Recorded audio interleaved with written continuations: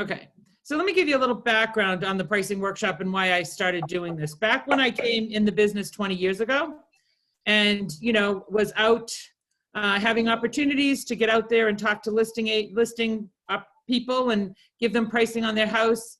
I never felt 100% comfortable going in the house that I actually had comped the house properly, right? So comping a house is probably one of the hardest things sometimes because depending on what you're looking at, you may have opportunities out of the area really well, and or if you're new, or there's just some properties that are just more difficult to price out.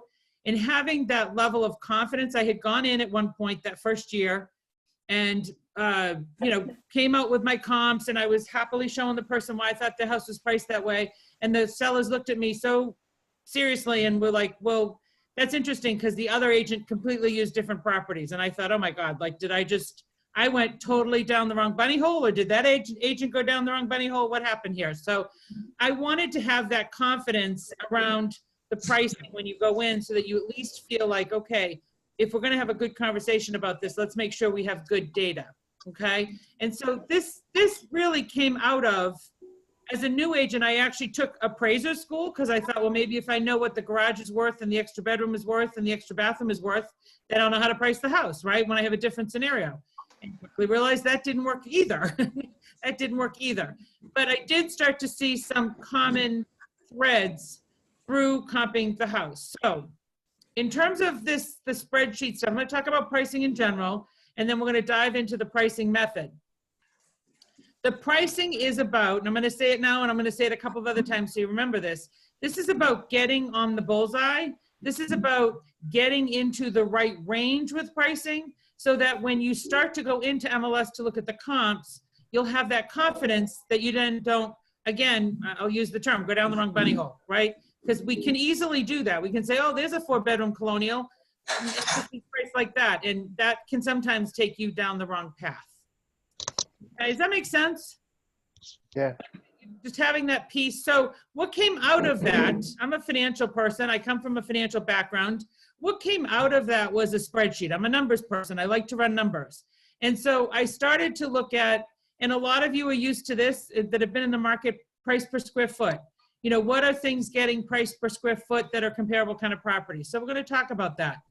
The other piece that I put in there, because that sometimes cannot be, confident enough. Again, having one variable versus two variables can make you question, am I in the right location? And so what I had started to use was the assessed value, okay? And so what I'm going to do is I'm going to talk a little bit about pricing from a general standpoint, and then I want to show you a method that I do with a spreadsheet. I've been using this for 20 years. I've gotten a lot of listings because of it. I've trained a lot of new agents on it this way so that they've been able to go in with confidence and have good conversations with the seller. And especially, and this is where it can be really helpful, if the sellers are not on the same page with price, it can help get them on the same page with price as opposed to just flatly showing them another house and saying, well, because of this house, okay? So it's really good, if you will, data, and it opens up a conversation. And typically you're sitting across from one analytical person in the party a lot of times, and the analytical people love this. They love to have the data and they like to have the facts. So let's see if I can go into here real quick. And I will, I meant to look at this before and then I ran out of time. Is there a way for me? I know somebody knows this. I don't know if they're on here, uploading docs into here for you guys to download. If anybody knows how to do that, we'll figure that out. Pull it up and share your screen down the bottom. It should. I'm going to do that. Yeah, I'm going to share the screen. But there's a way to load the docs so you can actually download and have them for after too. So we'll take a look at that. But it would also help if everybody who wasn't speaking put their button on mute themselves and then just unmuted when they have something to say. Yep. Let's see if we can't. Why don't we mute everybody?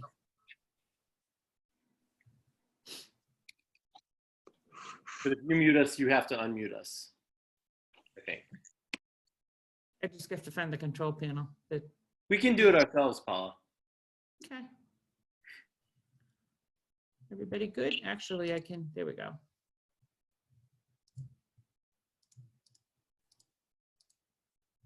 All right, we good? You can still hear me? Perfect. Okay. All right, so I want to talk, let's move this over. Bear with me again. This whole computer thing. You know, when you go from a Mac to a Dell, it's not fun. It's a whole different world. It's a whole different world. So, all right, so I want to talk about strategies. So, and can you guys see this okay? So pricing the house, right? How am I going to do this? Can I do it that way? No. Sorry, I'm trying to move my little panel here so I can, oh, there we go. That's actually perfect. Okay. Pricing the house is a major piece of our business, right? There's two pieces when you go into a listing proposal that you should be looking at, and that should be your marketing strategy and your pricing strategy.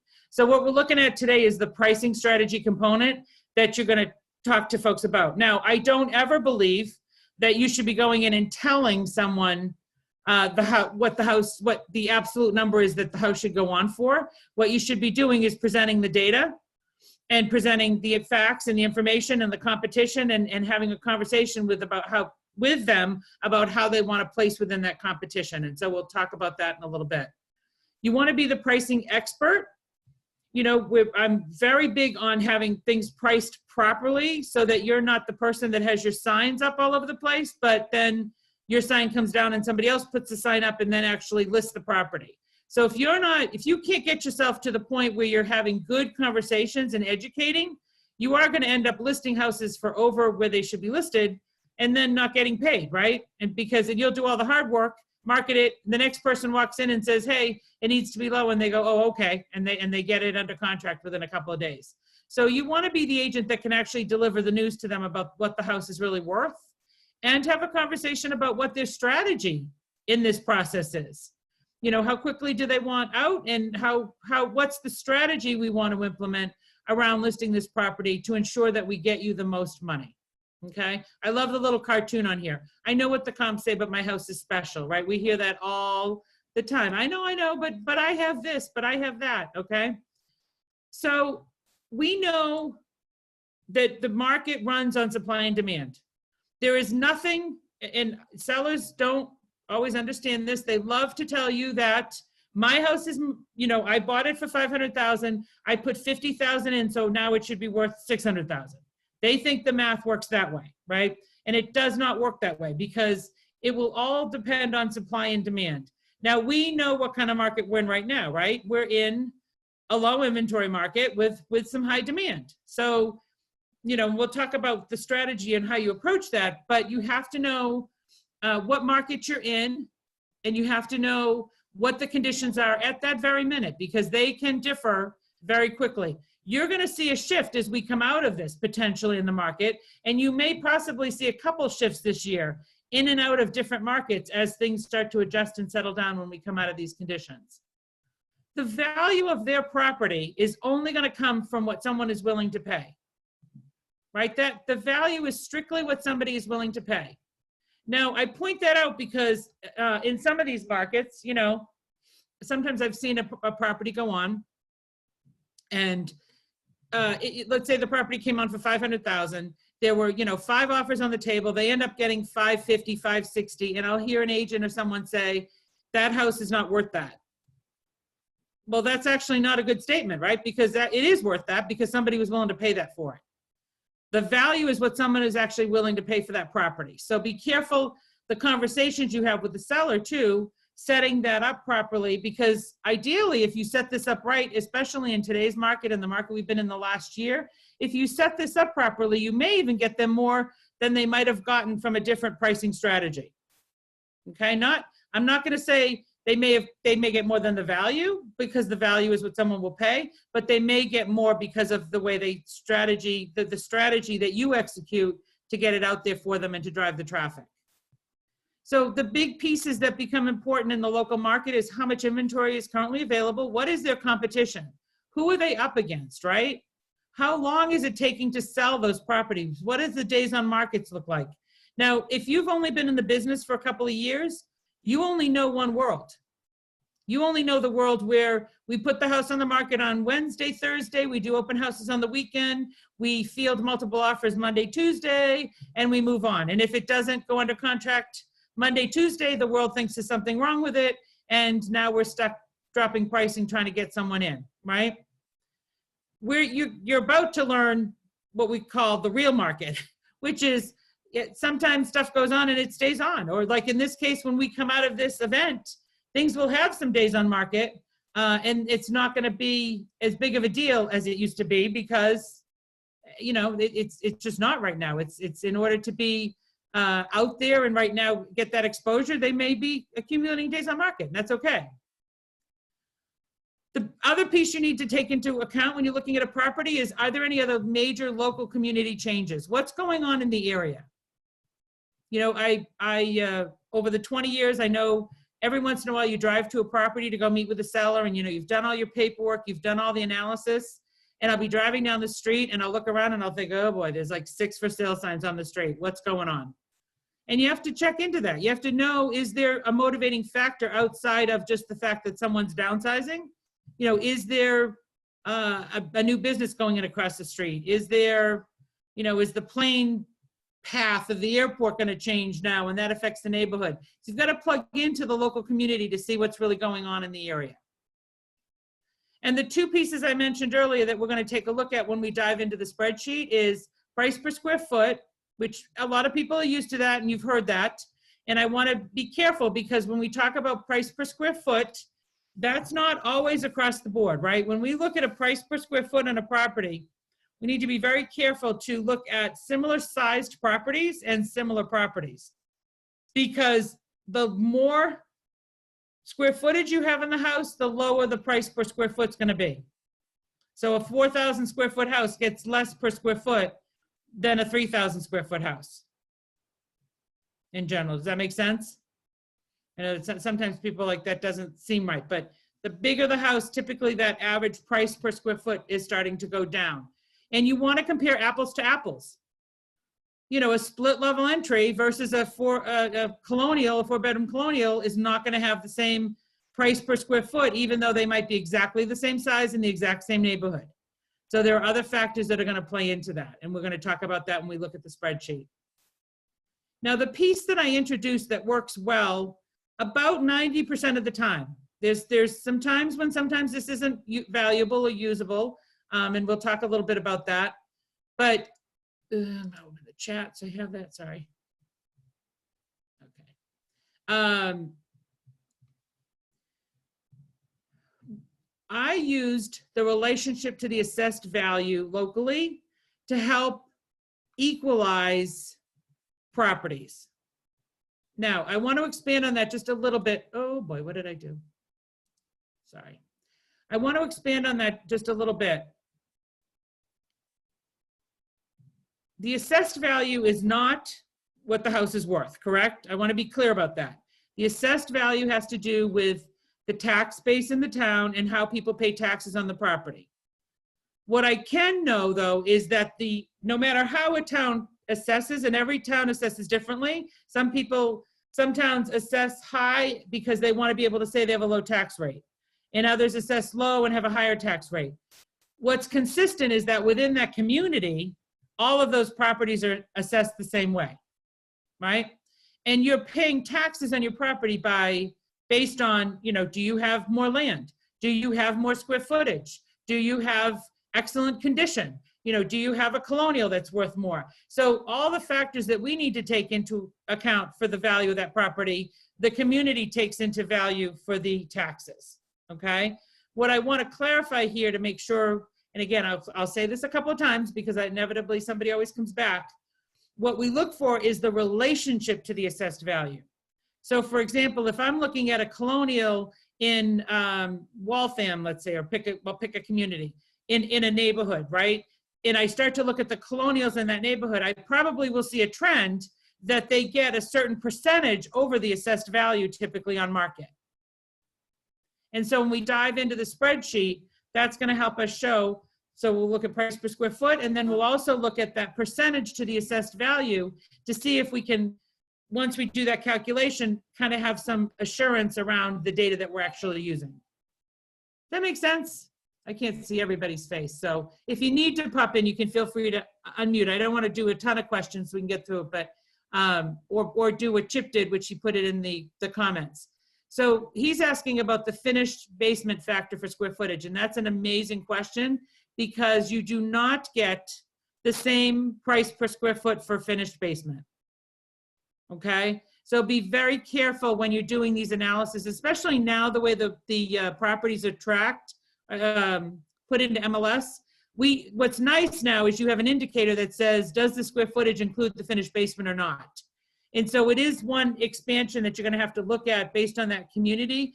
You'll tend to see in areas that people are all putting in the square footage or they're not putting in the square footage for the sale. And so you do have to be careful to make sure you're comparing apples and apples there. What's going to happen once we start to look at the properties and we compare the pricing, if it does have finished basements on everything, then that's going to make it easier. If it doesn't, then that's going to be a plus for my property, right? So let me give you, I'm going to give you an example with this that I think, because this basement stuff can get really tricky. My best friend just sold her house in Westford. And so of course she wanted me to help her. She used to work with me as well. So she wanted me to come in and do her house. Her house is a 2,900 square foot house. We had it measured. It had 1,100 square feet in the basement. Now I have always come from the school of thought that in that particular case, if I added in the basement, that's a 4,000 square foot house, right? Here's the problem I have with advertising that as a 4,000 square foot house. If I'm a buyer and I want a 4,000 square foot house, I'm not usually thinking that I want a good chunk of that in the basement. I'm thinking I want a 4,000 square foot house. So I tend to, in most cases, list that as a 2,900 square foot house with the bonus space in the basement. Does that make sense? And you get a lot less, you get, as opposed to somebody coming in the property and being disappointed, like, oh, this isn't really the square footage we were looking for. They're excited with how much extra room there is available. And we'll talk about that when we actually get into the spreadsheet. And Chip, the walkout basement, full windows, all that stuff, honestly, it's still a basement. A basement's a basement to me. So just keep that in mind. Unless they've put in like a full in-law apartment or something in there that's going to add value on a different level, a basement is a basement. So we're going to look, when we look at this, we're going to look at how this property, based on location, right? We can't change the location of a property, and that's a very critical factor on price. Its size, what kind of amenities it brings to the table, and the overall condition of the property. Location is huge. Be careful when you're doing pricing. This is where we see a lot of folks get held up. You know, you have a house on a main road versus a house in a cul-de-sac neighborhood. Are they the same price? They're not the same price. Even if they are the exact same size, the exact same model, exact same builder, that would not get the same price. So you have to make sure you're comparing apples to apples or adjusting for that as you go through. You want to know what's going to sell out in the market, right? Price and condition will affect your ability to sell that property. We know we have a very sensitive market to things like pictures now and, you know, how the house is presented. And know that the market is going to determine the purchase price of that house, not the seller. Okay, and so you need to be able to have a good conversation. There's a little bit of a script in here, and again, I'll share these slides and stuff with you too. You know, Mr. and Mrs. Seller, some of the things you can control during the selling process are the condition of your property, the availability of your home for the showings, and the positioning in the market. Where do I want to be against the competition? But in the end, the value is solely determined by the buyer, what the buyer is willing to pay in today's market based on how you compare to those other homes on the market. I don't determine value, and neither do you. The market determines value, right? And having that kind of conversation helps folks sort of get into the reality of it. And we'll talk about some of the conversations you sometimes have to have with people on prices. But, you know, especially with online now, when everybody's shopping online, if I look at, you know, I'll give you an extreme example, but if I look at, let's say I want to look at 700 to 750 in Newton, and I pull up those houses and I see a 4-bedroom colonial that's in newer condition, and, you know, it's got 2,500 square feet, and then I see a Cape that's got 1,000 square feet that, you know, it looks like it's okay, but it, you know, it's in the same price point. Which one am I more prone to go to? You know, unless the location is amazingly different, that Colonial is more appealing, and that Colonial, what I call it, a Cape or Ranch, that's actually helping sell the other house. So I will say to sellers, do you want to be positioned so you're helping to sell the other house, or do you want to be the house that's being sold or being preferred in the process? Okay. The best chance to sell a listing. So, and again, we're in a little different market, so we'll update this a little bit at the moment here, but the best chance typically is to sell that the way we've been going in those first couple of weeks of the market. The activity's higher. It's on everybody's radar. It's just been syndicated out as new. People are looking at it. So you want to have that price when it gets rolled out there in that right range. Okay. I don't know how many of you have ever listened to Alan Dalton's fabulous talk that we have recorded on this, and that's in the Dropbox library for those of you that are in there. It's really worth listening to, because he does talk about having that conversation with the seller. Mr. and Mrs. Seller, where do you want to be in the market? Do we want to go high and see what we can do and maybe chase the market down, right? Or do we want to strategically position ourselves against the competition so we drive more people in and potentially have more offers and potentially drive that price up, right? So you want to actually have that conversation, because a lot of times people are fearful of pricing it lower because they're afraid they have to take that. But you've got to educate them on, you know, the way the market was, and hopefully it will be when we come out of this. We don't know what that will look like, but the way the market was, pricing it aggressively or on the lower side drove more traffic, which potentially took the price higher than you might have seen. If the price had been higher, what was the problem in the market that we had? Well, if the price was supposed to be, let's say, I'll use the Colonial I just priced. We ultimately came up with a price and said, okay, this should be somewhere around $750 is where we should end up, right? If you price, and you're in a market where people think they have to go higher than the asking price because they are pretty sure it's a competitive situation. So you put it on at $750, what is that buyer thinking? Well, this is a $775 house and I can't afford that.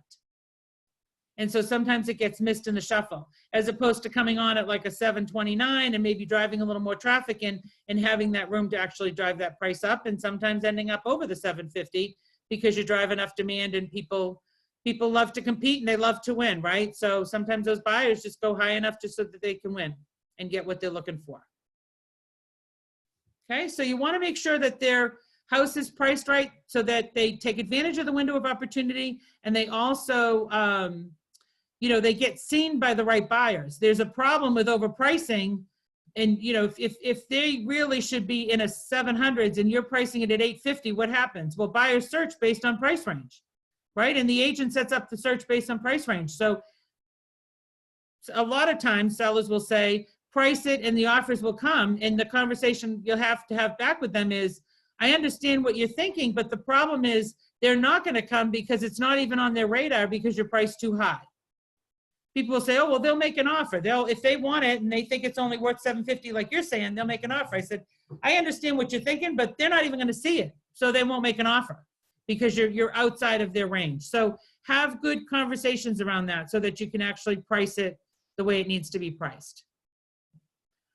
Know what the market movement is. You know, which direction is the market going at that point? Is it appreciating or depreciating? What's anticipated in the market? You know, we're obviously in a very odd time, right? So if I was, you know, anything that's going on the market right now, and again, it depends on the location because different locations are seeing some different things. But I think even if I was going in, which I just did with her house, even if I'm going into a place where I should have multiple offers and I think I'm still going to have multiple offers, I'm going to be more conservative than not in this market, right? This is not the time to push the price and try things out because, I mean, again, you can sit and wait and just come back on later, but if somebody is putting the house on and they really want to sell, you want to be on the conservative side and it will flush itself out. And how quickly are things changing, right? How fast is that market changing? You want to be able to price ahead of the market. When we do the spreadsheet, I'm going to talk a little bit about this because you actually, most times when the market's starting to shift, it will flush itself out on the spreadsheet. Because on the spreadsheet, we're going to look at what's on the market with the actives, you know, the actives in the back on markets and all those. We're going to look at what's actually working in the market with the under agreements. So in the pending, so we'll know, okay, well, that's the price that got somebody to the table. We don't know what they got, but we know that price got them to the table. And then we have the sold data to tell us, well, what did they actually get? You know, what sold, what closed, but what's the number that they actually get? And so sometimes in that spreadsheet, because of those different categories, you can actually see a rising and declining market before some of the other agents are even catching it. That makes sense? I know a lot of times we've done this spreadsheet. I think the last time I did this class was a couple months ago, and people are like, oh, it almost looks like some of the pricing was going down a little bit. I'm like, it actually overall pricing has been a little bit. Now there's certain little pockets where there's still that high demand, but if you were to go back 18 months, the trend has actually been on a downward trend for 18 months. Okay, it's not drastic, but it's been on a downward trend. And you want to be the one that has the honest conversation with folks. You know, you want me to tell you the truth, or do you want to tell me what you want to hear? You have a choice as an agent. Do you want to set this up so that you can actually get it under contract and get paid? Or do you want to be the one that spends all the money on pictures, does all the marketing, you know, just says, oh, they want to overprice it, that's fine, I want to throw a sign in the yard. And then, you know, you end up losing the listing because they don't get what they wanted. They're not going to remember that you told them it's the other price. You know, and then the next agent comes in and sells it in 2 days because they put it on at the right number because they've already been beaten down in the process. So you want to be careful. You don't want to just be the one that puts the signs in the yard. You want to be the one that gets it under contract. Got a question about after COVID-19, a surge in properties coming on will drive prices down. Megan, that's actually a really good point, and that is actually that is a risk. That is a risk. I'd say it was probably 4 or 5 years ago now. It's hard because the years start to blend. We were in a really pretty strong market, and we saw a huge surge of inventory come on with the fall market that year. In September, all of a sudden, a whole bunch of houses came on, and all these buyers that were all pent up all stepped back. It was like, whoa, what happened? Where'd they all go? And, you know, there is a risk. You know, people say, oh, no, this isn't going to die. We got a ton of people. I'm here to tell you, I lived through 8, 9, and 10 when the market was so bad. And you know what? That was like somebody just pulled the rug right out from underneath us. So it can happen. So you have to be careful of that. And you have to, you know, it could, you know, there are a bunch of factors that are going to play into this. And it's going to be the longevity of this, the rates, right? And people and how people feel coming out of this will be a big factor. The good news is right now, there's a lot of people out there still writing offers. And so that tells you that there's still that activity. My concern, and you're already starting to hear it, is people think they want deals already. They think because of this that the deals are going to be out there. And so, you know, they think if they wait, they'll get a deal. They might, but I don't know the answer to that. We unfortunately don't. And for sure, the trend is different from town to town. And the price range of the house makes a big difference right now. You have what we call hot pockets, right? Where you put a house on at a certain range in a town, and there's not enough inventory, and there's a lot of people that want that for the schools or whatever the situation is, then that definitely can create a hotter pocket than a different price range. So here's the approach. Everybody good so far? A couple people nod your heads. I'll feel good. I don't see a few people, so. All right. So you get an address, okay? And I'm going to walk you through an example. Because of the way we're doing the training, a lot of times when I do this, I'll have you pull out your computer and try to follow along. I would suggest you don't try to do that today. Listen, absorb it. It's being recorded. You'll be able to go back and, you know, kind of walk it through with an example. And when you come out of this, I always tell people, find a house fairly quickly, whether you find a friend, whether you do your own house, but go through the exercise of doing this and flushing it out yourself, and then reach out to me, and one-on-one we'll take a look at what you came up with and you know, analyze that and kind of take it from there. Okay, does that make sense or help? So the first piece is you get an opportunity for a property. The property I'm going to use tonight to show you an example is in Natick. I'm going to use a Cape in Natick that's on General Green Ave. They called.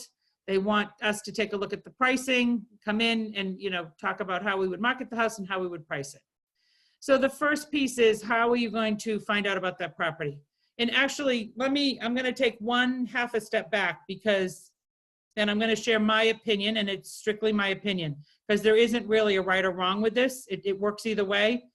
When you're pricing a property, there's a lot of agents over the years have said to me, there's no way you can price a property until you step foot in the property. You just can't do it. You need to see the inside of the house. You need to know what you're doing. For 20 years, I've been doing this. It gives me a range. It gives me some comfort around the property. I do some research to get some information on the property enough. Now, when I walk in the door, do I potentially have to adjust because the property is either better than I expected or worse than I expected? Absolutely. But a very high percentage of the time, you're going to be in sync with where you need to be. We have a lot of data available online. Thinking that you always have to walk in the house and walk out, to me, sometimes opens the door. And I used to do it all the time. I would walk in with the pricing and I'd say to people, sign the contract. And they're like, oh, the other agent's going to come back and give us pricing. I said, look, if they can't even give you pricing on the fly, then maybe they don't really know the market. So I used to shut the door on you if you thought you needed to do a two-step. So just keep that in mind. That is a possibility. So you start by pulling the public records. You can go into MLS PIN, right? And you can go to the tools, put in the address of the property. And what I look for there is, and we're going to go through some examples in a second, but what I look for there is what's the square footage of the property? You know, what is the property assessed for? What's that full assessed value? And actually, if I do, let's see how fancy I can get here. See if I can do this without screwing myself up. Here's the assessed record. Woo, see, look at that. So I look for, you know, what, oops.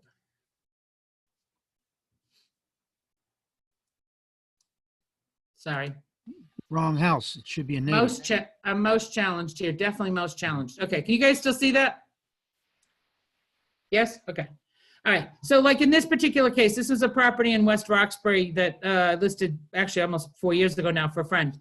You know, total living area on this house is 1,481 square feet. Be careful not to use the total area.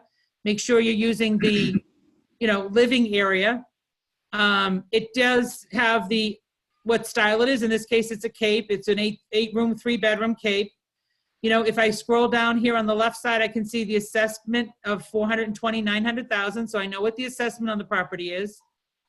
And another piece of information that I tend to find helpful is when was the house last sold and for what?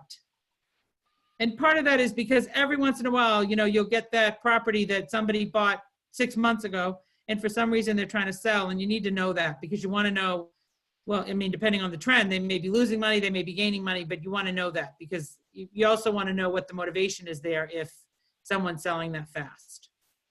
Okay? So you're going to gather that information. And once I have some of that, my key piece here is going to be, you know, defining what does that comparable look like, okay? Now, I'm going to stress. I'm going to keep stressing this piece. And I'm going to tell you I'm stressing it so you pay attention. My first job with this spreadsheet is to get me on the bullseye. So to come up with that range, not to come up with a very narrow number. Okay, so my first goal is to come up with a bigger range so that when I start to dive in and really look at the comps, I feel comfortable that I'm looking even in the right price range. Okay, because if we narrow in too quickly on this, and I will tell you, it's about 50-50 when I teach this and people go off and do it and they come back, they narrow in too fast. And they call me and they're like, how come I only got 3 comps? How come I didn't get enough comps? Because you narrowed in way too fast. We're going to talk a little more specific in general, and then we're going to start to narrow down once we have that bigger picture, okay? So keep that in mind. Some things that are going to be important though, even in the bigger picture, are the style of house, right? A colonial is worth more money than a split, an arranged ranch. You know, I mean, that's just the facts. Even if it's next to each other on the same street, you're going to get more money for that colonial just because of the style. So style makes a big difference. Location, obviously, you know, is this on a main road? Is this, you know, are the railroad tracks right behind this house? Is it in a beautiful cul-de-sac in a great location where everybody wants to be? There's a premium for that, right? So the location plays in, the specifications on the house. So is it a 4-bedroom? Is it a 3-bedroom? You know, is it a 2-bedroom bungalow? So that's going to be hard because it only has the 2 bedrooms. You want to be able to compare apples to apples, but not narrow in too fast. So we're going to download the numbers and analyze. So let's shoot over. Actually, what I want to show you before I get into the spreadsheet, and then I'll get into the spreadsheet here, because I'll load this up as well. There are some great pieces and components, and again, I apologize because these might be a little out to date because the toolkit's been updated, but in Toolkit CMA, you have some great tools to use in the conversation around the pricing strategy. Okay, and part of that is understanding that market value, the impact. The big one is, I don't typically recommend using the pricing strategy page in the presentation.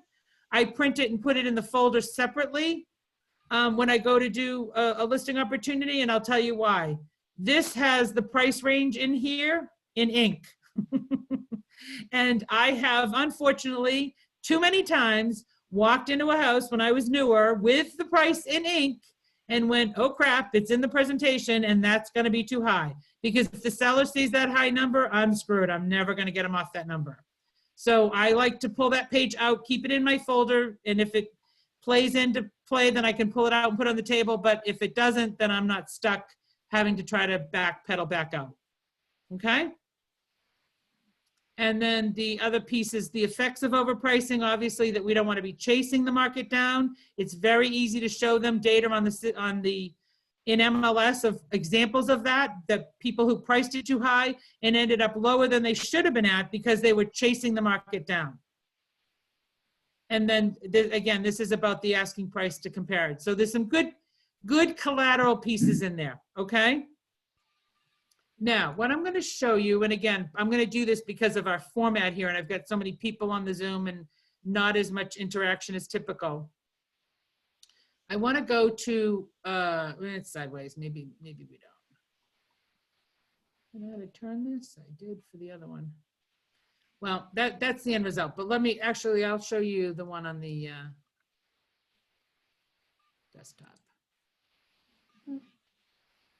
Okay, bear with me. I got too many little chat box screens open here. Whoop.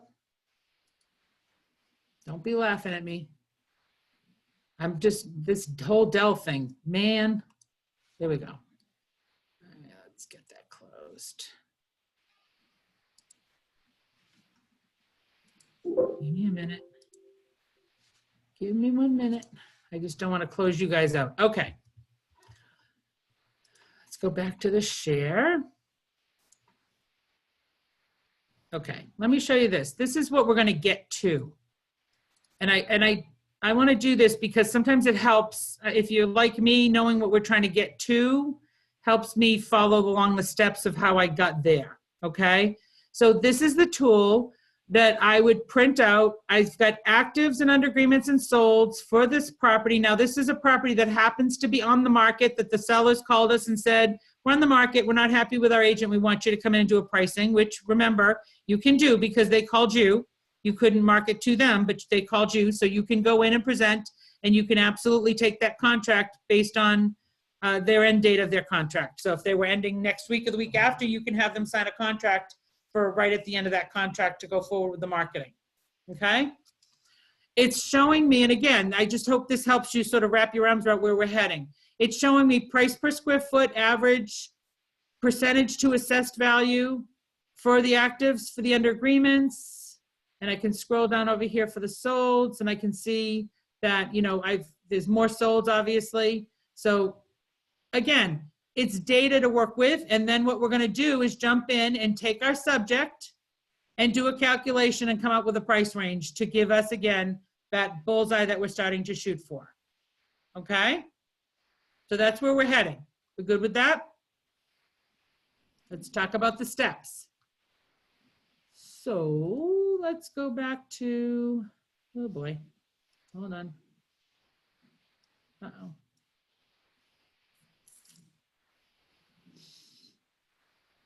These toolbars are killing me because they're all over where I need to be. So let's go into MLS.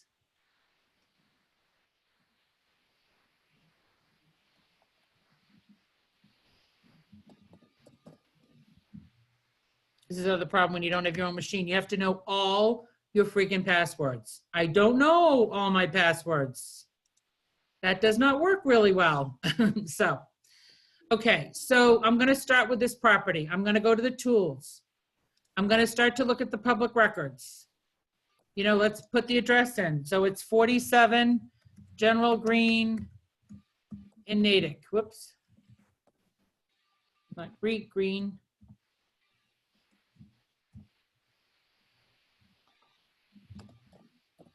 And I'm gonna look at the public records, okay? Nope. So there must be something funny with the way this general's in this. So let's take the general out. Let's search. Come on.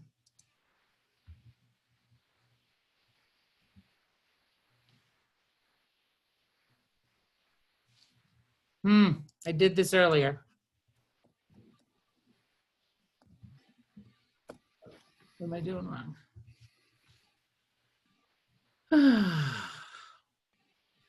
Well, I'm here. I'm going to take the cheat. I'm going to cheat because I know the house is on the market. So I'm going to go over here and pull it in, and I'm going to do the link from the listing. I didn't write down must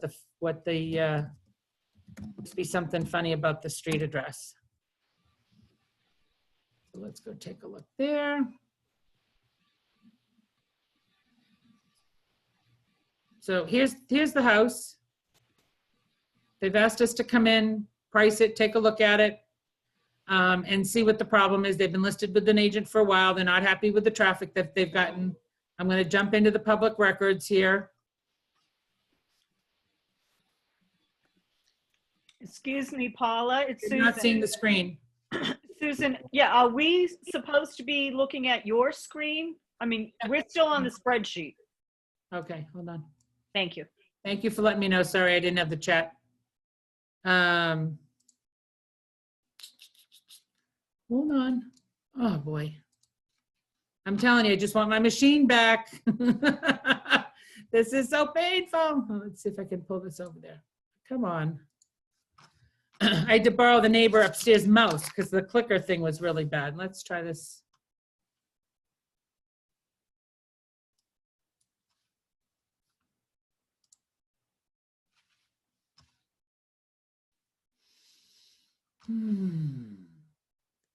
Why is that pausing? Let's try something here. Hold on, bear with me 1 second. If I can't get back into.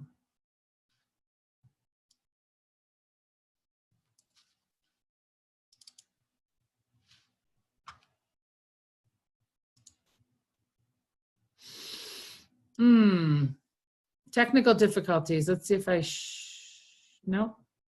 Why won't it only go to there? What am I doing here? I think if you hit your shares button, you might be able to swap between what you want to focus on. Thank you, perfect. Thank you. That's Welcome. what I wanted to do. Thank you so much. I needed a new share. Better? Oh my goodness. Look at you go, Paula. Look at you. Amazing. Look at me, what? Be an idiot? You're adorable. I love you. I don't even know what day it is. See, we're in good shape. Okay, so what's screwing me up is this chat box. I'm just trying to move this chat box over because I can't see. Ay, hey. All right, I'm gonna shut that for the minute and I'll just keep an eye on it. Okay, so this is the property, 47 General Green. I don't know why that wasn't coming up because it looks like it's not spelt funny or anything. In Natick, it's a cape. It's saying the total living area is 1,400 square feet. Okay, so I'd write that down. It's a 6-room, 2-bed, 1 bath, assessed for $464,500. Now, if I go back, yeah, I know that. Okay. If I go back to the listing, what I want to show you, see if it'll go back.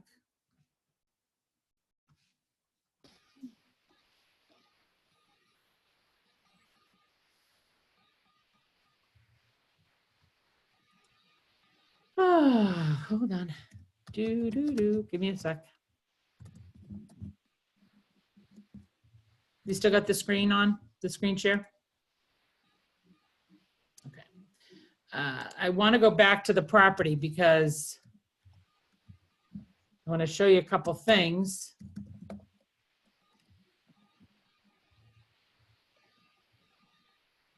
About the listing. So again, if you get called in and the house has been listed, that's also a great tool because you have facts here to take a look at.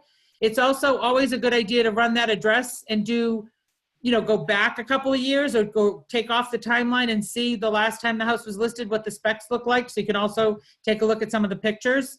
One of the other things I do is I always do a Google Earth and take a peek, do a 360 tour, which I'm going to actually show you that in a minute because that can impact and affect the pricing. But I want to take a look at this real quick on this listing because we just said the property was a 2-bedroom. How many are in the MLS listing sheet here? 3. We said the property was 1,400 square feet and it's listed as 1,520. Okay, now it does say that the living source is public record, which we know is not the public record we were just looking at. So we might want to pull the town records to see if there was some kind of addition done that wasn't caught. But a lot of times, the agents are trying to stretch the space or the homeowners are trying to stretch the space to justify the price. It is mentioned here that there's an extra finished 430 square feet available in the basement that is not included in the total area. So it's not just about the basement at this point. There is extra space there, so that's a bonus. And this does happen to be an entry-only listing. So this is one of those listings that, somebody just throws out there and hopes that someone gives them a call during the process, okay? Not a great description. There's all kinds of opportunity here, but you do have the opportunity to look through the pictures and see, well, what kind of condition is the house? So it's not very updated. It does have nice hardwood floors. So you'll have, again, a couple of facts before you go in, even though you haven't yet walked the property. Ooh, why is my face doing funny things on this end? Are you getting that or no? Okay. I look like a cartoon character on this end. It's so funny. All righty. So the other piece,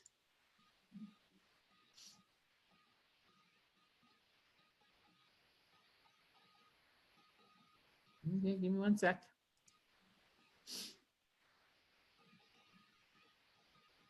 The other piece that I would do with this is do a, I'm trying to move this toolbar, but I can't move it because I can't get to where I want to get to here. Let's just go to,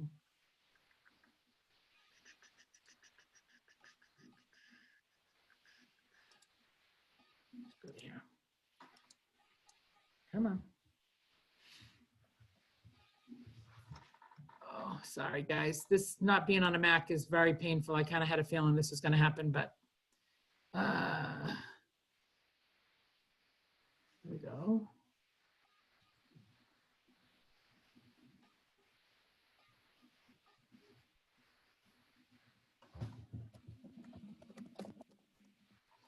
So the other thing I always do is go and Google, put in the address.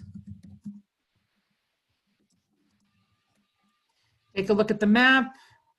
And more importantly, what I love to do is go to look at the street and see what's around the property, right?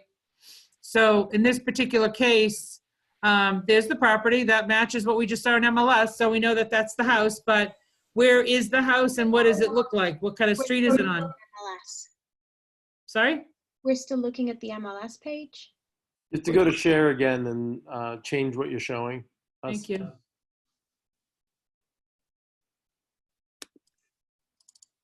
How's that? Better? Thank you. So I'm looking at the house, right? I can see the house. But look what happens when I flip around and look at the neighbors. Very industrial. And whoop, whoop, whoop, whoop, whoop, whoop. Keep flipping. And in fact, you're right up against the Natick Labs, right? I mean, literally right there on the corner. So do you think that has an effect on value? Of course it does, right? Of course it does. So, okay, so let's go to new share so I don't mess up again. And let's go back to MLS pin. I'm learning now, see? Look at that. Woo! You're right there. Okay, now can I make this bigger? Nope. Not what I wanted. Hold on.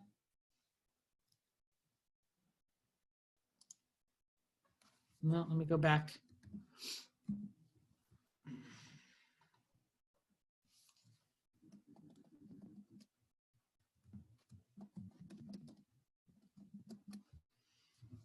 Okay. You guys on MLS with me? Okay. I'm going to go in and do a search.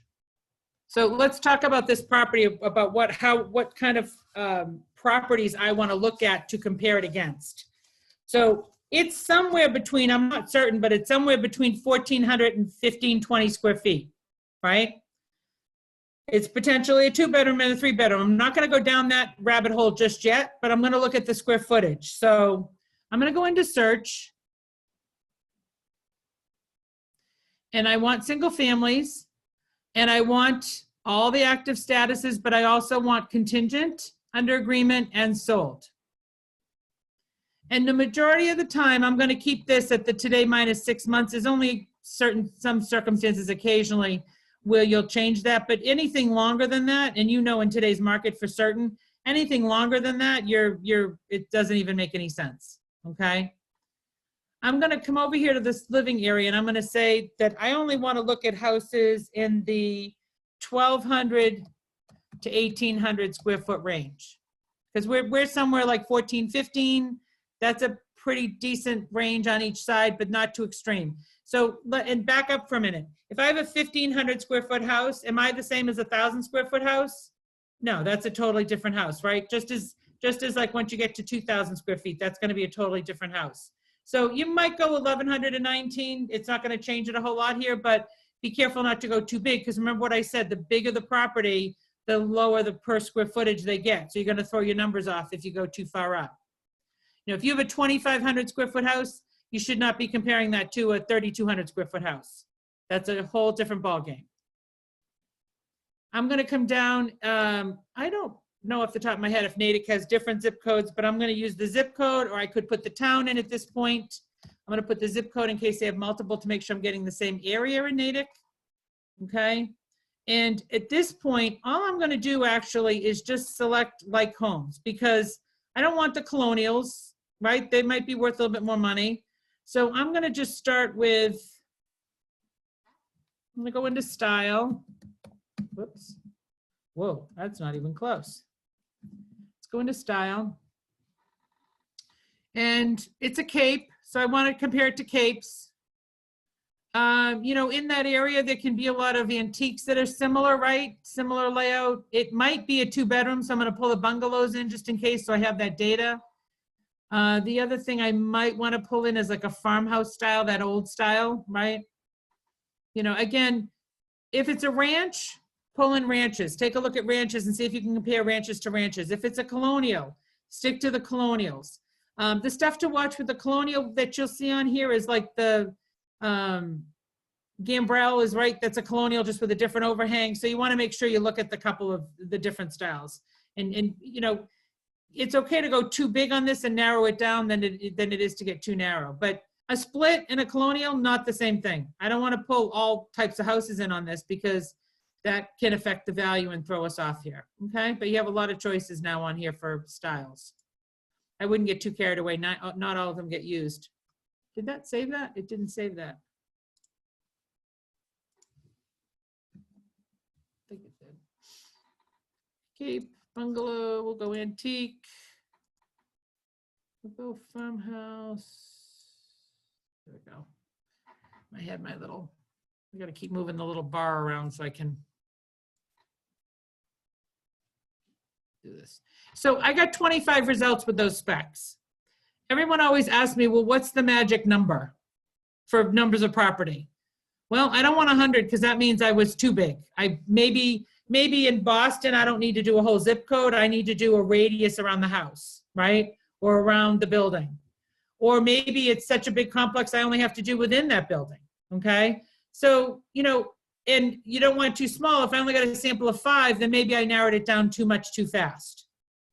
So I look for something in that. Right now it's a little trickier because of, obviously there's not as much inventory on, although you do have the solds, but I'm trying to get typically a good sample usually runs me somewhere from 15 to 30, 35.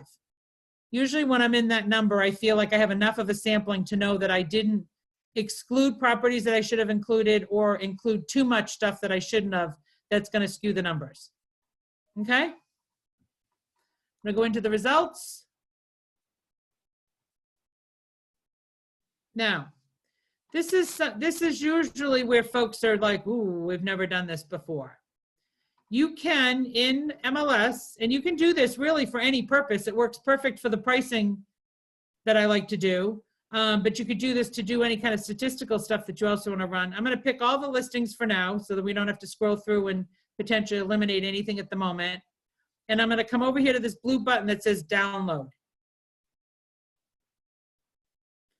And download is going to allow me to go into the MLS, pick the fields that I want out of those particular records to work with, and download that into an Excel spreadsheet to work with.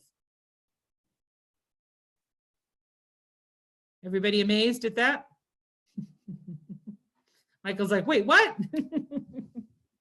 I know, it's a beautiful tool. It's a beautiful tool. Now, mine popped in, it's actually popping in with a different, because I do different downloads for different things here.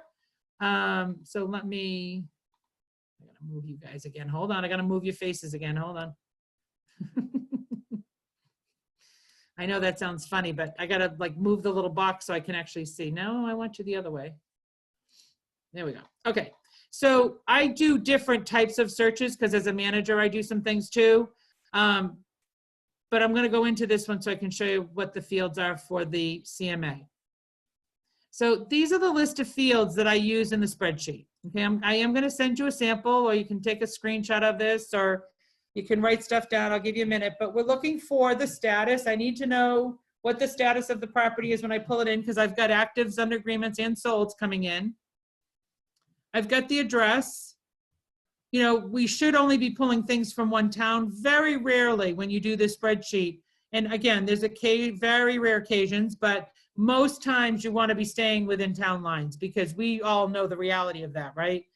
If you're, you know, you're up against a Wellesley line into Natick, what's on the line, you know, even though the houses are right there, that address is going to make a huge difference. So be careful of that. Square feet is how big it is, the square footage, the list price, what did it actually list for?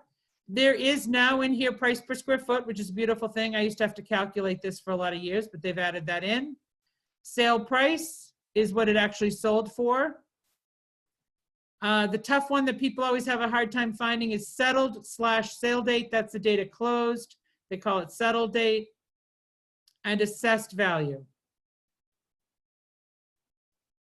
Okay. So, no, I gotta move your faces again. Hold on. You're in the way. So those are the fields. What I'm gonna do is I'm gonna click on this because I want it to download. Let me save it because it thinks I'm editing it. So now I'm going to click on it. It's going to download. You're going to see the little thing fly through the air. And it's, in my case, it's going to ask me, what do I want to do with it? Okay. And on the Mac, it's the same thing. You can open this up. Now I want to point out a couple of things here.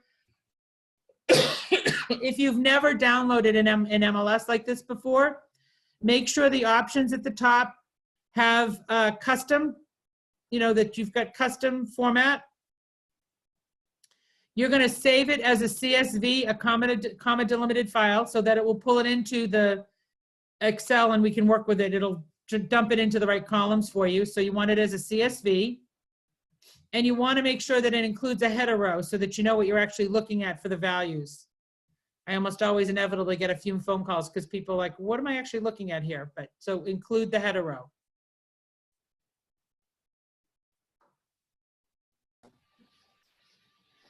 So I'm going to open this.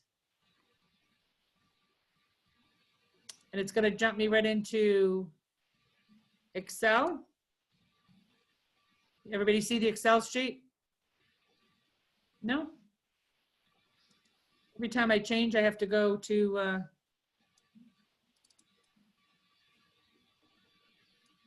okay, now you should see the Excel sheet. Okay, so it's raw data, right? It's raw, it's unformatted. Some of the fields need to be expanded, so I expand the fields. make them so I can see the numbers. Let me just do a couple of these just so you can see the dates.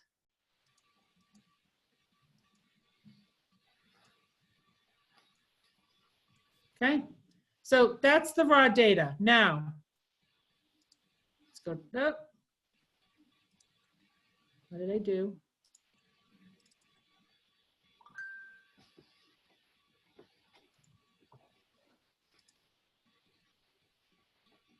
Are you looking at the Excel sheet, Sherry?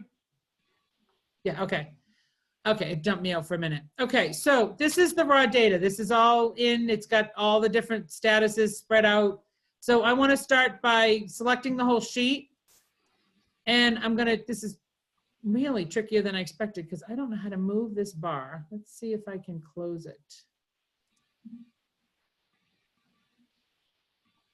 There's like a little up arrow on the far right in that gray above the little yellow X.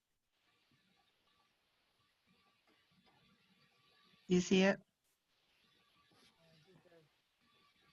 I've got, you mean the more piece? No. So you have a message highlighted in yellow. At the end of that, there's an X to get rid of that message. Right above that, there's like an upside down V.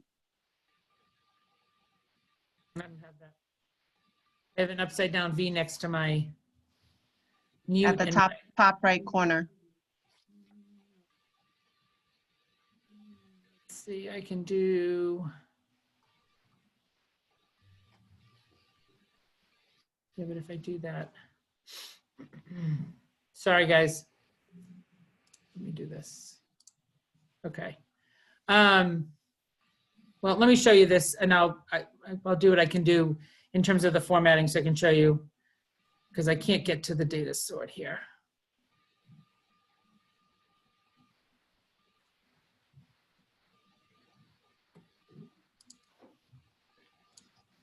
I think you have to cancel that message in the yellow highlight. Like a I little. don't pink have a yellow highlight, so I'm not sure. Okay. I don't have that, so I'm trying to move the toolbar over. Like drag it, which I've been able to do before, but I don't know why. Let me just write this down, Control, Alt, Shift H. Let's see if I hide it. Okay. So I'm gonna click here. I'm gonna do data. I'm gonna do sort. Why can't I sort?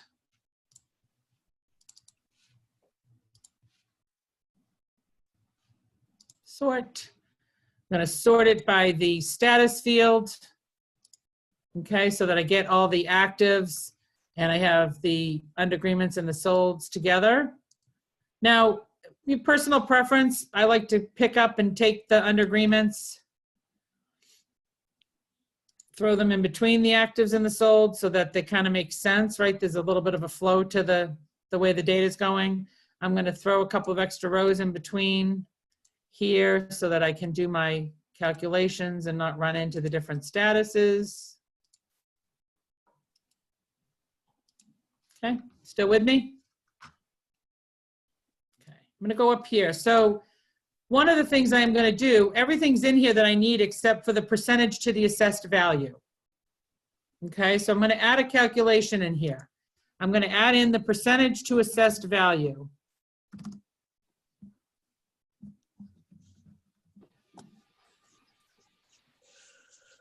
And be careful, don't do what I've done and shorten that a little too much. You're gonna do list price. Sorry. I went to a client's like that. You laugh, but I went to a client's like that. He's like, what's the percentage of the ad? Oh, and I'm like, no, whoops, no, not what I meant. Percentage of the assessed on the actives and the under agreements. I don't know what they got for a sale price, right? So it's going to be the list price. So in this case, that's E2 divided by the assessed I2. So it's list price divided by the assessment for the actives and the under agreements. And then I'm just going to copy this down.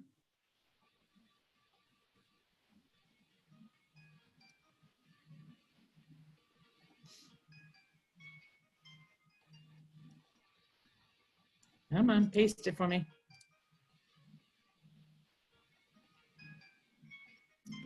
Can I drag it? I want to drag it. All right, bear with me on my painful copying here. I got to figure out the drag here. Okay, so now when I get to the solds, I know the sale price, right?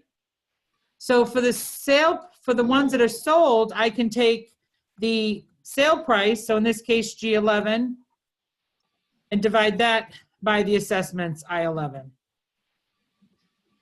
Okay, so if I don't know this, if it's under agreement or active, it's list price divided by assessed. If it's sold price divided by assessed to tell me what percentage did they get. Why won't this drag? Paula, can you please repeat yourself again? Sure, happy to. For actives and under agreements, it's list price divided by assessments. List price divided by assessments. And for the solds, it's the sale price divided by the assessments.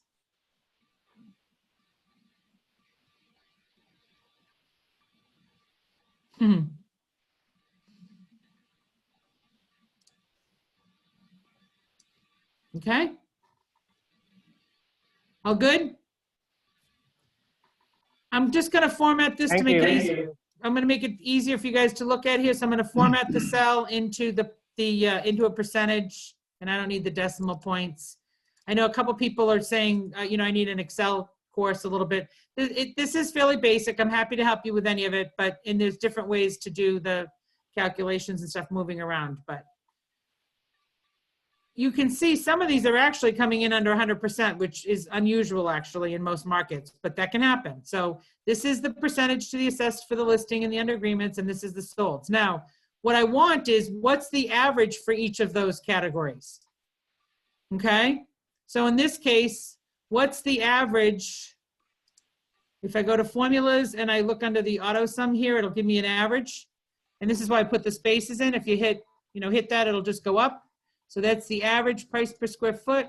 What's the average percentage to assessed? I'm gonna, whoop. I'll give you a highlight here so we can go back and find these. Uh-oh. Oh. Bear with me. Telling you, when you don't have your own computer. Painful. Okay. This says there, we'll go this, we'll do it this way then, we won't drag it. Now I'm going to give you the under agreements. So go to formulas, go to the average, the average, okay.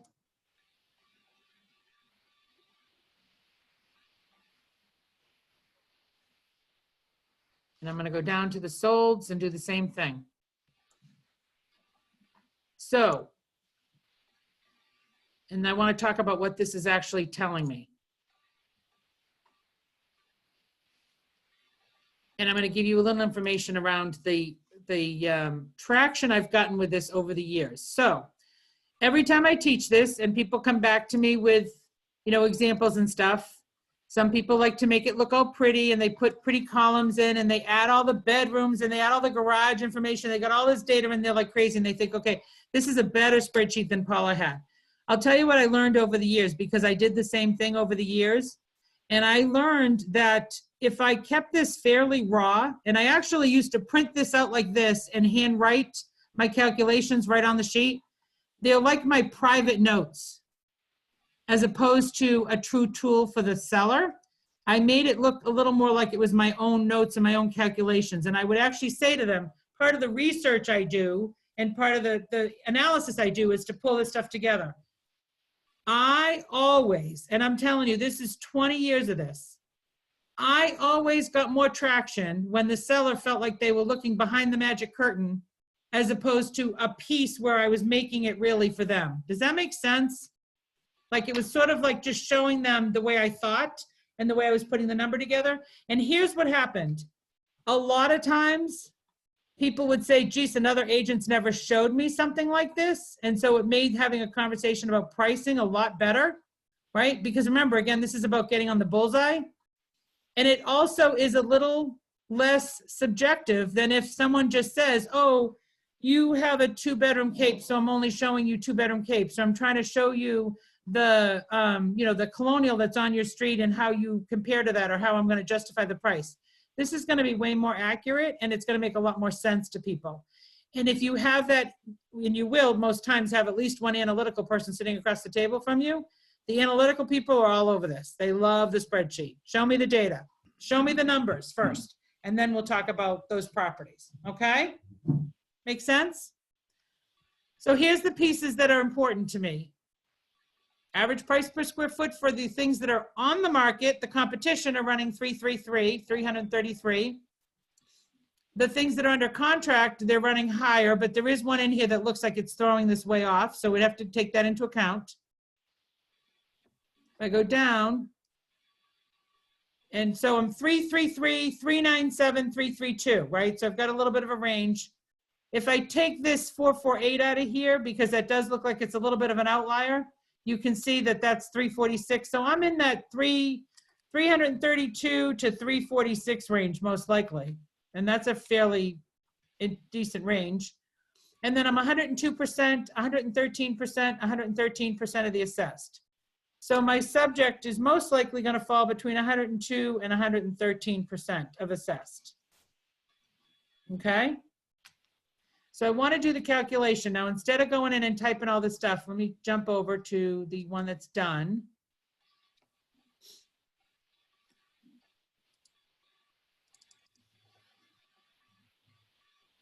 Show you what that looks like. So again, I did this way because we're here tonight on this screen. I would typically do this out on a whiteboard, and most times I actually just write this right on the sheet. I print out this sheet and make it on one page so I can show them the data, and I just actually take the subject property. So in this case, the MLS says 1520, but I'm going to use the 1400 just to be on the safe side. Okay? And I'm going to use the assessed value of 464,500. And then what I've done is I've taken the numbers, the averages. These are the 3 averages. These are the 3 averages of the actives, under agreements, and the solds. And I've multiplied them out. So in this case, it's 1,400 square feet times 333 equals 466,200. Okay? 1,400 square feet times 398 is 557. 1,400 times 334, 467. And then same over here, 464 to 102, 473, 524, 524. Okay? So the spreadsheet at the highest level, at the first level, before I even really go in and edit anything, is telling me that this house is potentially between, it's a high 4s, low 5s house, right? If I look at this, it's 466 is the low based on these numbers, 557 is the high. You will, again, very high percentage of the time, see some overlap in these 2 categories. If you don't see overlap and there's a big gap difference, you need to go back to your data and make sure you're using good data, because 9 out of 10 times you have pulled in the wrong square footage, you've pulled in the wrong assessed value, you've thrown something off when you see a huge gap. A lot of times when people bring their example and they're like, my ranges aren't even close, and we dive in and they've used 900 square feet instead of 1,900 square feet or something, so it was easily explainable. Okay? I want to give you an example with this spreadsheet just to help you understand too the value, how valuable this can be out there sometimes. Years ago when I first started teaching this, there was a kid that came to me and he said, my best friend has a house in, I think it was actually Chelsea, but it's right under the Route 1 bridge going out of Boston. And the house was literally under the Route 1 bridge going out of there. I mean, it was on a concrete island with Route 1 up overhead. And it was a little tiny, like 2-3 bedroom house. So he said, you know, my friend's concerned, it's not selling. It's the lowest price house in that area. And it must be Chelsea there. I think it's Chelsea. It's the lowest price house in the market. So we don't understand why it's not going under contract. I said, well, let's run the spreadsheet. So let's say it was priced at, I don't remember the exact numbers, but let's say it was priced at 250, and that was like cheap. Like you'd think anybody would pick it up. And he said, nobody's picking it up. I did the spreadsheet. The spreadsheet came out with 195 or closer to under 200 really. And he's like, well, that doesn't even make any sense. It's so cheap. I said, I understand that, but this is the spreadsheet showing us based on the square footage, based on the location, based on the, do you think that assessed value took into fact that it was on a concrete island under the bridge? Yeah, of course it did. That changed what they paid for taxes and the value of that house. Long story short, he took the listing. They came down like 225. They wouldn't go all the way down. The house got 3 offers, all under 200,000. Every offer came in, and they ended up taking, I think they ended up with under what we had told them because again, they were too high. So I think they ended up with about 180, 185 on the house, but it flushes out almost all the time. Almost all the time, it's gonna flush out for you and help. And especially that kind of property where you're like, oh my God, there's nothing like this to compare it to. That helped us come up with a range. So you at least had something to work with. Okay. Everybody still with me? Let me check the chat box and unmute if you have any questions at this point. So Sherry had asked if the houses that are active on this, that are overpriced might affect this, and absolutely. So what has the least reliability in this versus what has the most reliability? And that's, I'm glad you asked the question. This is my most reliable, right? The solds, because we know what they got. Right? The end agreements, we know what price worked to get a contract on the table. And most points in this market, the actives are telling me what's not working on the market.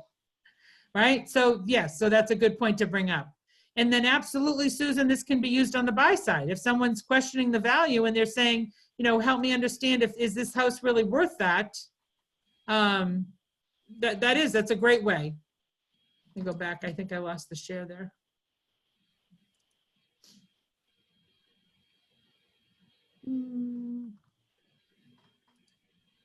Okay, back on. I wasn't seeing what you guys were saying. So does that make sense? Just a couple nods helps. Yep. Okay, so here's the piece. Here's the next thing that you do with this. All right. You take this now and you say, okay, if I now, remember, the goal of the spreadsheet was to get on the bullseye and understand what the bigger picture is. So now I can say, now, by the way, this house is on the market for what, 545, and it's not selling, correct? And what's 545? Well, 545 is really the high end of what we're looking at here. It's really the high end. And if I really dive into this, you know, there's an under agreement that's way kind of out of it a little bit, but you know, that most of these 525 would be the high, you know, probably 475 to 460 to 525 if I was being honest. So the house is overpriced. That's why it's not selling currently. And it's probably the biggest factor in why it's overpriced is what? Well, if you look at the price, let's go back to the this spreadsheet here, and I'll show you with the subject. They're priced at $359 a square foot, first of all, which is on, you know, which is accelerated, and they're using a higher square footage than we even think the public records show. So we're kind of double dipping here for sure. And we're coming in at 117% of the assessed value. I mean, they're, you know, the highest we have for the average is 113%. Now, if this was a beautiful, brand newly constructed house in a great location, then maybe that would work. But we know from looking at that this isn't a fabulous location on top of it, right? There's some question of it's being advertised as a 3-bedroom, but public records say 2-bedroom. So we need to get to the bottom of that, because there's obviously a difference in pricing of a 2-bedroom to a 3-bedroom house, right? That's a huge difference when you start to look at a property. So,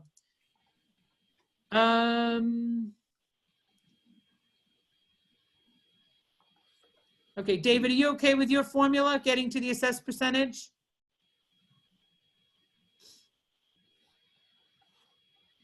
I'll go back through this just in case. The assessed percentage is list price divided by assessed for actives and under agreements. List price divided by assessed for actives and under agreements. And for solds, it's sale price divided by assessed, because now we know what they actually got.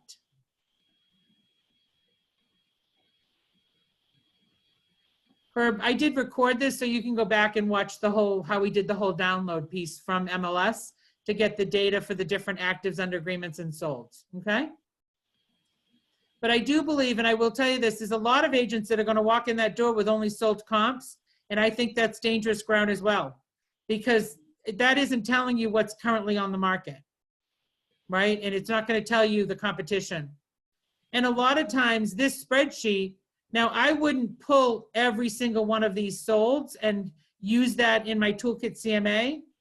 I would, now that I have some numbers and some data, start to dive in to find, okay, which ones maybe are closer to that house, which ones are closer in size that make the most sense, maybe you're a similar location, right? If this does turn out to truly be a 2-bedroom, then maybe I want to start to look at that when I actually narrow in. But again, we don't want to narrow in too fast because we want to get that good bullseye picture. Personally, if the owner had called me and I had, pulled up this and I found some of those discrepancies before I even went in the house, I might have picked up the phone and called them back and said, I do want to ask you a couple of questions. And one of them is, I see in public record that you're 2-bedroom, but I see in your current listing in MLS that you're a 3. Could you explain to me, is it a 2 or a 3, or why do they have 3 in there? And is that a 2-bedroom, right? So that when I go armed in with the comps, I feel comfortable about the data that I'm actually going to present them with.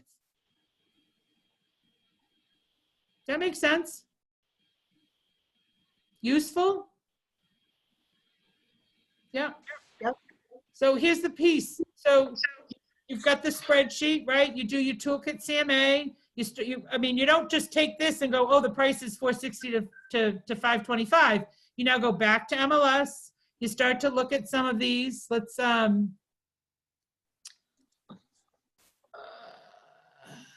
pop back over here. And let's go back in. So this is the listing that we originally, this is the list of the properties we originally downloaded. So, one of those, I don't know, one of them was an under agreement, right? That the price was really weird off on. I might want to look at that and say, okay, maybe that's worth, taking off the spreadsheet, or maybe I just have to make sure when I look at the number, I understand that that's why it's skewed. Okay.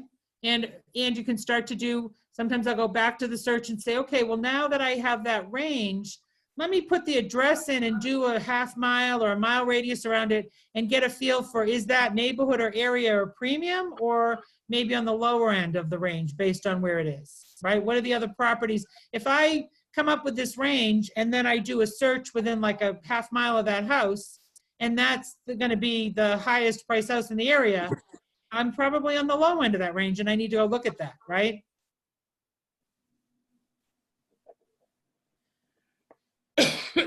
Okay, so the research isn't over at that point, but there's real confidence that you can now walk in that you're not way off.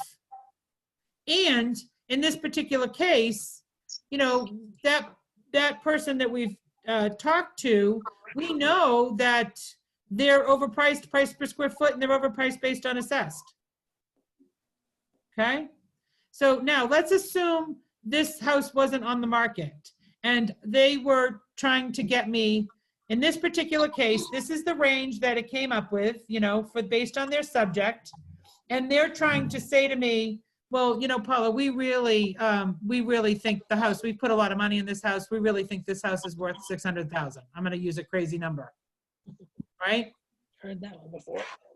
Yeah, you've heard it before, that's for sure. Well, what I can do now is, and this is so, I can't tell you how fabulous this is, because instead of trying to say to them, look, the 600,000, which you can do this, the 600,000 house has 4 bedrooms instead of 3. It has a colonial, it has a cul-de-sac, whatever that is. You can do that too, but I can take this and say, well, Mr. and Mrs. Seller, I'm gonna grab my calculator here, and you're telling me you wanna come on at 600,000. and I take your square footage of 1,400, and so you're telling me that you think your house is worth $428 per square foot. Does that make sense based on anything we've seen on here? So, you know, even if I go back to this spreadsheet and I go look at this Union Street that's getting 449, right? Can you hold up to that property? Because that's the only thing on here that's even close, is a, you know? So, I mean, it almost makes it ridiculous for them to have that conversation with you. Like it almost, it takes that edge off of them thinking, no, that's really what it's worth. It's like, yeah, but do you really want to be positioned that high price per square foot? And by the way, 600,000 of a list price divided by your assessed value, oh, not 6 million, 464,500, that puts you at 120, well, it's 129% of assessed. And again, that's way over what you're seeing anything in town, let alone something that has a location challenge. Okay? But if Yeah, they but- still want to, do that, what do? You still, I don't know. What would you do in that case? If they were really stuck? So if they really came in at 600,000, okay, given that location, because that's even like crazy. Let's say they want to be crazy. My conversation would actually be, Mr. and Mrs. Seller, I'm not in the business of putting signs in the yard. I'm in a business of getting houses sold. And that Okay. price, we're not even going to attract the right people into your property. And so I'm not looking to make the investment in this in terms of pictures and videos and all the things I have to spend money for, because that's almost impossible to sell. Okay. Right? And I might walk away from something so extreme. I might. It depends on the property. It depends on how reasonable they are. Now, if it's not that far off, let's say in this case, I really think they should be 500,000, and they're saying, well, we really want to go in at 525 and try that range instead based on your data. You know, and even though I'm showing them the comps and they may or may not be there, then I might say, okay, well, so here's what we'll do. You've chosen the pricing strategy where you actually want to try to play the high side of the market.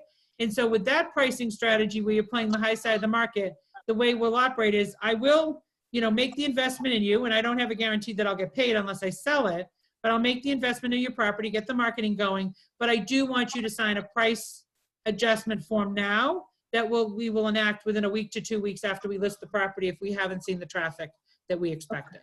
Okay. That's about having an honest conversation Right. and setting those expectations. Because we know what's going to happen. It's not going to sell at that number, Right. right? It's very, very rare, especially if you've done the spreadsheet. Sometimes when we've picked comps, we're off and you get higher and you don't understand why. But typically with the spreadsheet, you're going to feel pretty comfortable about that range. And I'll always say to them, so, you know, the best strategies I see is that we price it aggressively and a little on the low side and drive more traffic. And then maybe we hit the high end of this range by doing that way. But we'd have to follow that strategy to drive more traffic in. Good questions. Let me check the chat. Okay. Other questions, other thoughts? Paula, I So- have one question. Yep. You're taking the raw data from MLS. Some of them have basement square footage, some of them don't. So when you're going back, are you readjusting this at all? Okay, so that's a really good point. So, and then thank you for bringing that up. We'll go back to that because we haven't talked about the basement piece. So one of the things you have to be careful of is when you're pulling the data, okay, and you may want to, like in the house that I just did in Westford, it's 1,100 square feet in the basement. That's a big deal. That's a big difference. So when I pulled that data, I actually pulled the field in addition to these fields of, is the basement included in the square footage? And what that basement square footage was, so I could really look at the data and start to narrow in based on, okay, so if that is a 2,900 square foot house without the basement, where are my comparables based on this other data if I back it out? Okay? When you're looking at the comps, so let's say I have in this particular house, I think it said, I don't know, 300 and something square feet in the basement or 400 square feet. So there's a little finished area. There's like a little room down there, right, that they can utilize. So what I would start to look at with the comps is, okay, you know, which comps have a finished basement. And so again, that might tell me what that little bit is, you know, and again, it's not going to push them, it's almost never going to push them out of that range because their assessed value takes that into account, but it might put them on a higher side of the range than you were thinking because that may be of more value, you know, maybe of more value.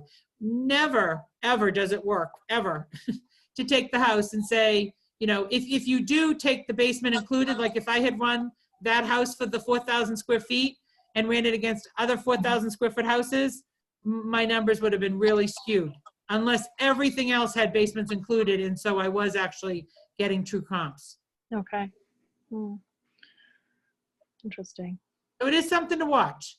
It is something to pay attention to, you know, that you're doing apples to apples in the end as you start to dive in.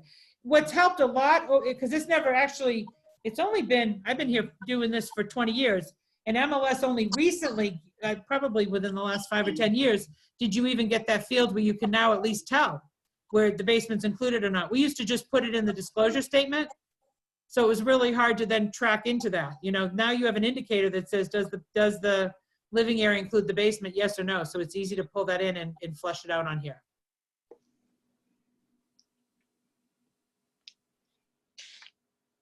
Paula, I have a question. Yeah.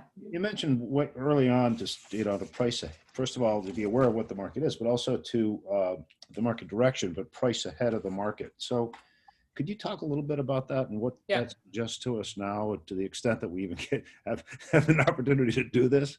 Yep. So here's the piece that might happen here. And again, you're not necessarily seeing it in this spreadsheet because of what we're going through right now. These spreadsheets will be very interesting when you come out of this time with this little Corona business going on.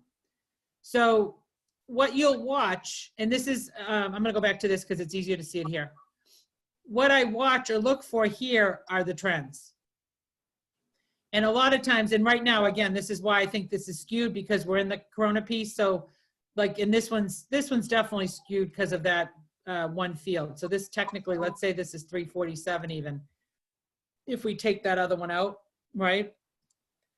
You'll see up and down trends. So if, in this case, my actives are actually under, they're on track with the square footage, but they're actually under on the solds. So what direction are we heading? Down. Down. We're heading down. When the market was so crazy and you were getting like ridiculous offers on everything, you know, you actually saw the actives, well, it's not even in the actives, it was on the under agreements. You could see that the under agreements were higher than the solds. And then the actives were running even higher because people were pricing to that. And sometimes they were overpricing to it. So that's why they were sitting on the market. But you could see that the market was actually ahead, okay? And there are some things that flesh out with this from a timing standpoint. So let me give you an example. Maybe if we go back to like last spring and say, okay, we were in a period where all the inventory was just coming on and we were getting over asking prices, you know, we're getting multi-bid wars and we knew things were going over asking, but they hadn't closed yet.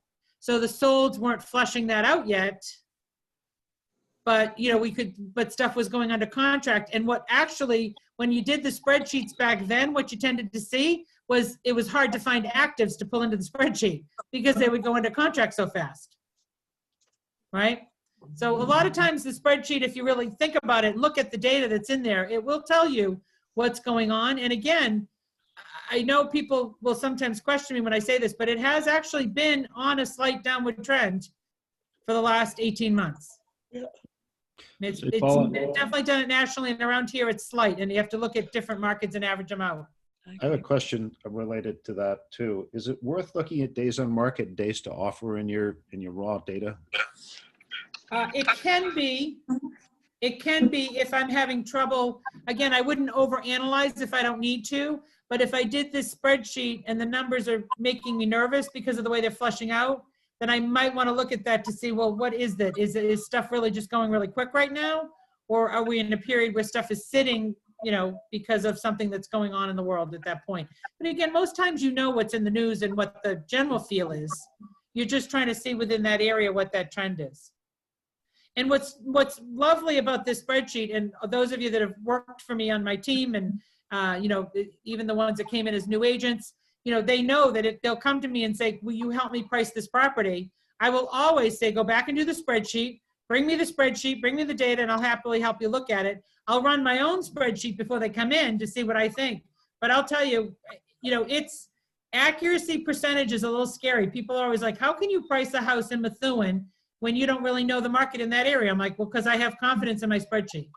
Because it will flush itself out with the assessed value. It'll flush itself out with the price per square foot that I'll feel comfortable with the data I'm going in at, and then I can start to comp it down by looking at the properties in MLS and compare the pictures. But you go into Boston with something like this, very small radius, right? You're talking about quarter a mile at tops usually from the property. So you usually drop a pin at the property, go a quarter mile, and then put your specs in, and you'll still get plenty of data usually. If you're looking at a particular condo complex that's on the larger size, you know, just stick to that complex and see if that's enough data to give you the comps and the numbers that you need. No reason to go outside of that. When you get into condos, you know, because this works just as well with condos, what you have to watch with condos is type, depending on the community, is type of condos. So a townhouse style condo versus a building isn't going to be the same comp. So you want to make sure with the condos that you use the similar style condo and then do the square footage and then go from there. Sorry, can you go over the basement square footage once again? I wasn't clear on that. If your client, potential client, has a house with a large basement square footage, how do you adjust for that? And do you go through the comps and get rid of the properties with large basement square footage? So what I would actually do when I first ran it, and I actually just did this because the one I just did in Westford was a 2,900 square foot house with 1,100 square feet in the basement. That's a big basement. That basically made it a 4,000 square foot house, right? I'm not going to comp it as a 4,000 square foot house. That's not what it is. So what I did do is when I did the download from MLS, I did pick up 2 additional fields. I picked up, you know, is the square footage, is the basement square footage included? And what is that basement square footage? Let me see if I can show you, go back to the Pinergy screen. We can show you what that is.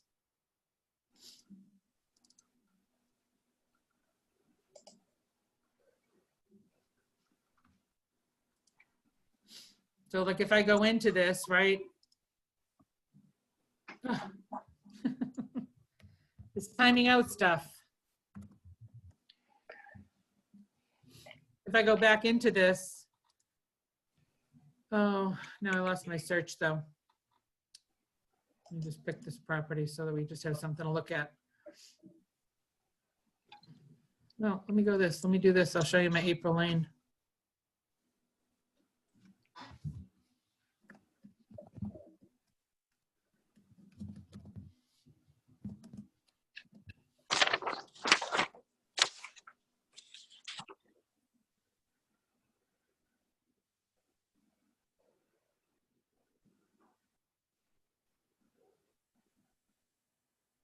And again, I'm going to tell you that I tend to go against the norm with this, but it has worked very well for me in my career. I always sold a lot of houses. So, you know, this particular, here is where your living area, if you do the downloads, like this one says, does not include the 1171 in the finished basement, but there is an indicator when you download. It's not showing on this. This is the public record. What's the full one? There is an indicator. It's not printing on here for some reason on this report. I don't know why. But this is a yes or no. Does the living area include the basement? Yes or no? And then it has, and you can actually pull in that basement square footage. And so you could, you know, then look at the spreadsheet and say, okay, well, the majority of them, and you will find in most areas and towns, they tend to follow a pattern. Like everybody's including the square footage or nobody's including the square footage, you know? I saw a question earlier and I want to address it too because it actually plays in as well, and that's third floor areas, finished areas. Like, you know, a lot of houses in Newton will have that third floor finished area. And again, you got to be careful. I mean, you know, from that standpoint, you can tend to use that in the square footage, but when you're starting to compare comps to comp, if I have a 4,000 square foot colonial that's on 2 floors and all 4 bedrooms are on the 2nd floor, and I have a 4,000 square foot colonial that has 3 floors and 2 of the bedrooms are on the 3rd floor and 2 are on the 2nd floor, that will affect the value a little bit, right? So you're going to have to work that a little bit, but that, you know, again, I'm never going to say to a client, and I really don't do this. I really put the facts in front of them and I say, this is what looks like the range where we should be able to end up. Here's the competition that's out there against you. Where do you want to be up against that competition? And I look for them to give me that price based on the facts, right? And then I might try to have a conversation if they come up with a stupid number that, okay, well, based on what you're telling me, this is what you think you are worth per square foot, and how do you really want to be the house out there that's now going to sell these other houses? Because that's what's going to happen if you do that. Right? Help? Does it make sense? I know it's a lot of information. It does make sense, but if in that example that you just used, and you were those both the comparables? Those were to your subject property. Did you use that other comparable? One had 3 floors and one had 2. Well, so in that market, there's not a lot of that going on. Okay. But what I did look at was, you know, in the end, when I started to dive into it, there was a neighbor that sold that actually, so I just said they didn't have the 3rd floor, but the neighbor did have the 3rd floor and they didn't have the basement, right? But they also had a couple of other things, like they had a garage under and we had an attached garage, and they had kind of a crappy lot, and my friend has a really nice lot. So that's starting to say, okay, we're on the higher end of that range. Okay. So we're probably going to get a little more than the neighbor, right? So it still takes sort of diving into the comps. What the spreadsheet helps you do, though, is start to say, okay, well, this is the range I should be in, right? Okay. And so, you know, I've done this exercise with agents, and it's always fun to watch it, where I say, okay, you know, here's a house, here's a subject. I want you to go into MLS, and I'll typically use a town like a Westford or something where people won't know. Here's a town.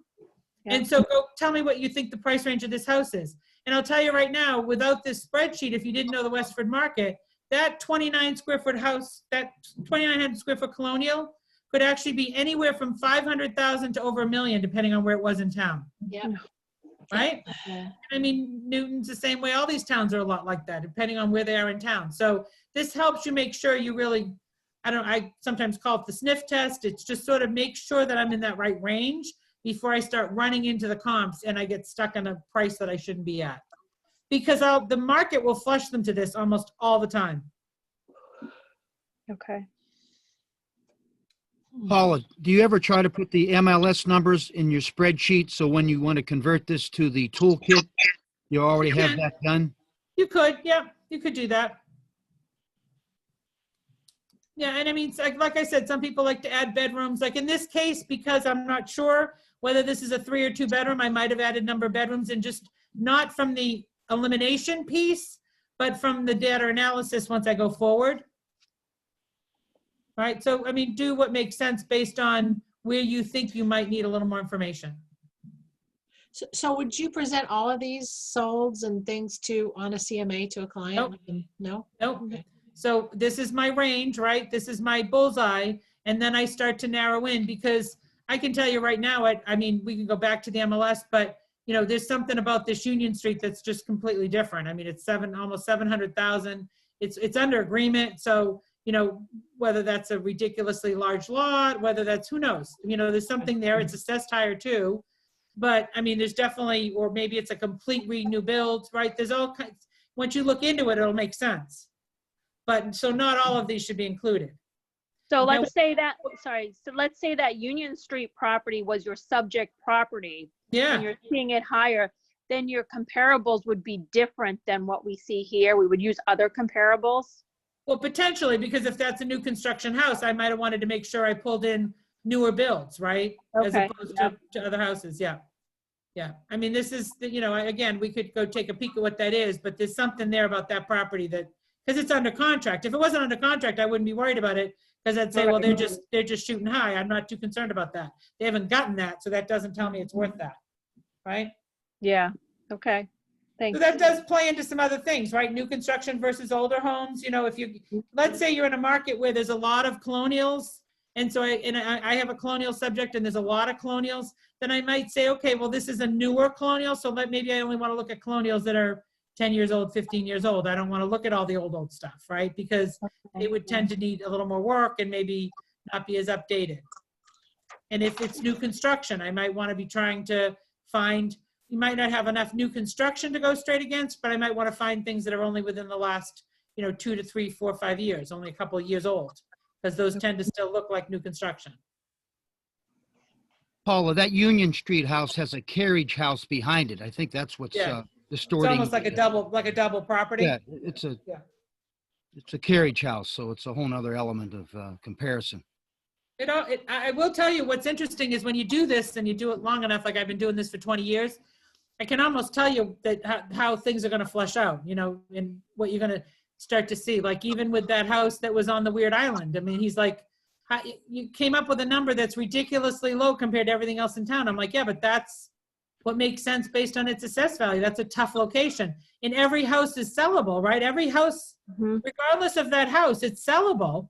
We just have to put it on at the right price to get under contract because somebody's living there now, so somebody bought it, right? Whether, sometimes, some houses are on railroad tracks, some houses are on main roads. They sell, but they only sell at the right price. Or the right price range anyway. Paula, if this house had a swimming pool, would you try to do some comps that showed homes with a swimming pool to show the effects of it? So I'll tell you right now, Chip, swimming pools are not usually worth a whole lot of money to anybody. Right. It might help you sell because somebody might like the fact that it has a pool, but just as much as it's going to help you sell, it's going to deter the same number of people. So it's actually going to flush itself out. There's just as many people out there that absolutely don't want a pool, how many people want a pool. So that tends to flush out. Now, again, would that maybe get me a little bit of a premium because I have a pool and a tennis court and, beautiful yard? Yeah, maybe. But again, that stuff should be reflected in the assessed value. And so that should have already been handled.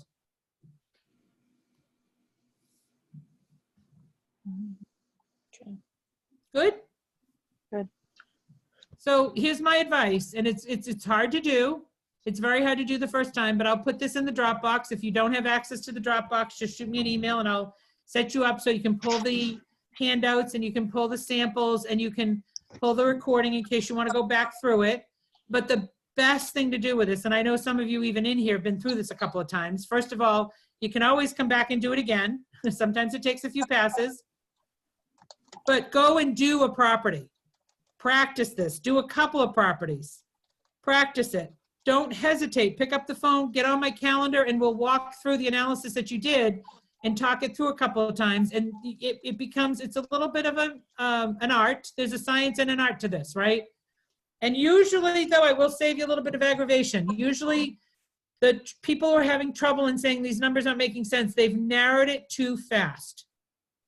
They start to say to them, okay, what was that first search? And they go, well, I picked colonials that were 4 bedrooms within a half-mile radius.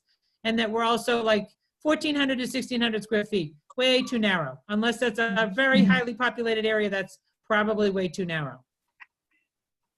Okay. And or they were comparing oranges, apples, and bananas in the same spreadsheet. And I had to flush it out. You want to make sure you've got enough in common. Nothing's perfect, right? Unless it's a condo with 500 condos and so you have a good database, you almost always have variables. This just helps kind of balance out the variables a little bit to hopefully make you feel a little bit better about the numbers and the data that you're going in and give you a stronger conversation, with the sellers and have a realistic conversation with the sellers. I will tell you, they appreciate the data because it's not just your subject that other house is prettier than their house. It's that's an unacceptable range.